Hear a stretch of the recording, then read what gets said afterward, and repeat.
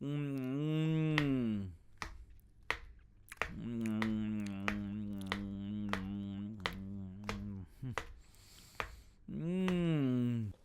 લો, બહુ મસ્ત છે.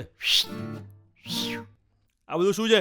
આજે હું તને માલામાલ કરી નાખવાનો છું. આ જો 5 લાખ રૂપિયા રોકડા, આમાં 30 લાખની ફિક્સ ડિપોઝિટ, અને આ તારી માના એ દાગીનાને જવેરાત છે જેની કિંમત 15 લાખ રૂપિયા છે. બધું મળીને ટોટલ 50 લાખ રૂપિયા. તારા જેવા નપાવટને કોઈ 50 રૂપિયા ન આપે. હું તને 50 લાખ રૂપિયા આપું છું. આપું છું નો મતલબ શું? આજે નહીં તો કાલે તમે ઉકલી જ જવાના છો ને. પછી તો બધું મારું જ છે ને. એમ પોતાની જાતને બહુ હોશિયાર સમજે છે. જો તું મારી વાત નહીં માને ને તો આ બધું જ કોઈ ટ્રસ્ટમાં દાન આપી દઈશ. ઓ કમ ઓન પપ્પા, મુદ્દાની વાત કરો યાર. Come to the point. બેસો. પોઈન્ટ તો મુદ્દાની વાત એ છે કે આ 50 લાખ લે અને કાયમ માટે આ ઘરમાંથી હાલતી નો થઈ જા. ને ક્યારે મારી સામે ને મારી રાધિકાની સામે તારું મોઢું ના દેખાડતો, સમજો ને. આ બધાની કબૂલાત એક એગ્રીમેન્ટમાં લખી છે જેના પર તારે સાઇન કરવાની છે. Wow, agreement. You are so confident dad. હવે લાગે ને પરિમલના બાપ. એ નહીં બી. આ બધા પૈસા હું બેંકમાં મૂકી દઈશ. 50 લાખ રૂપિયા દર મહિને મને 50,000 મળશે. કોઈ જ કામ કરવાની જરૂર નહીં રે ડેડ. સાઇન કરીશ? ચલ સાઇન કર.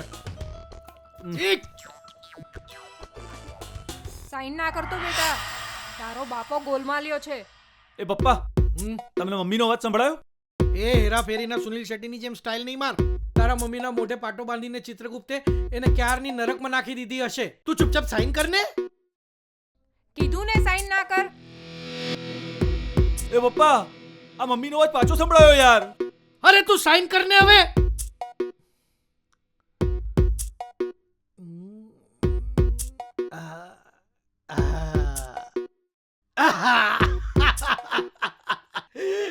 વાહ વાહ વાહ વાહ વાહ વાહ વાહ વાહ.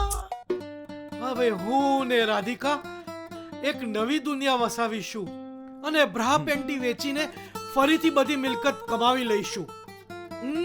એટલે પપ્પા બધી મિલકત મારી ને હવે? હા હા બેટા, આ બધી મિલકત તારી અને રાધિકા મારી. તો પપ્પા, હવે હું તમને એક ઓફર કરું છું. આ બધી મિલકત તમારી અને સાધિકા મારી. એ પોતાની જાતને વિજય માલ્યા સમજે છે કે મને ચૂનો લગાવી દઈશ? ભૂલી ગયો? આ એગ્રીમેન્ટ પર તે સાઇન કરી છે. જો મેં સાઇન કરી છે આ એગ્રીમેન્ટ ઉપર. જોવા દો તો. જો જો.